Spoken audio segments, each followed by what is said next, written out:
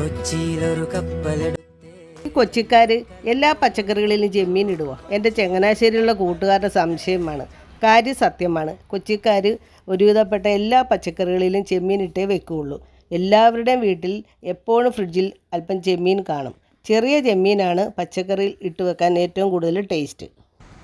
ചെമ്മീനിലേക്ക് കുറച്ച് വെള്ളം ഒഴിക്കുക, ആവശ്യത്തിന് ഉപ്പ് ചേർക്കുക, 2 പച്ചമുളക്, 1 കഷ്ണം ഇഞ്ചി ഇവയിട്ട് ചെമ്മീൻ വേവിക്കുക. വെന്ത ചെമ്മീനിലേക്ക് കഴുകി അരിഞ്ഞു വെച്ച ചേന ചേർക്കുക. നന്നായി വെന്തതിന് ശേഷം അത് മാറ്റി വെക്കുക. വേറൊരു ചട്ടി അടുപ്പത്ത് വെക്കുക.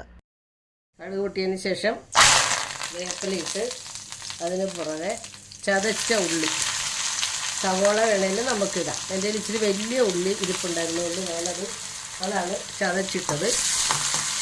അതിട്ട് മൂപ്പിക്കുക.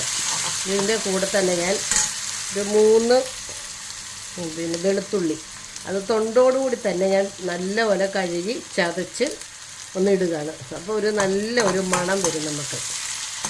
ഉള്ളി മൂത്ത് കഴിയുമ്പം ചതച്ച മുളകാണ് ഞാൻ ചേർക്കുന്നത്. അതാണ് ഈ ഒലത്ത് കറിക്ക് എപ്പോഴും നല്ല ടേസ്റ്റായിട്ട് വരുന്നത്. അത് ഓരോരുത്തരുടെ എരിവിനനുസരിച്ച്. എൻ്റെ ഈ ചെറിയ സ്പൂണാണ്, അതുകൊണ്ട് ഞാനിത് 2.5 സ്പൂണ് എടുക്കേണ്ടി വന്നു. നല്ലപോലെ ഇട്ട് മുരിയിക്കുക. ഈ പച്ചമണം പോയി മൂത്ത് വരണം കേട്ടോ.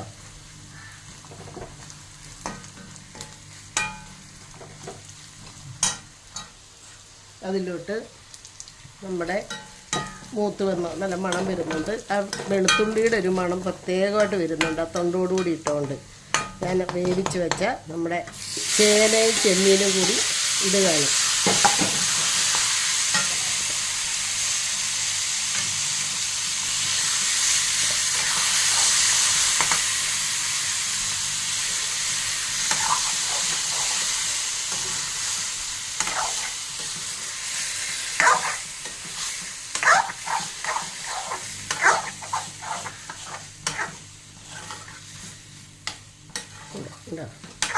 നമ്മുടെ ചേന ചെമ്മീൻ ഒലത്തിയത് റെഡിയായി.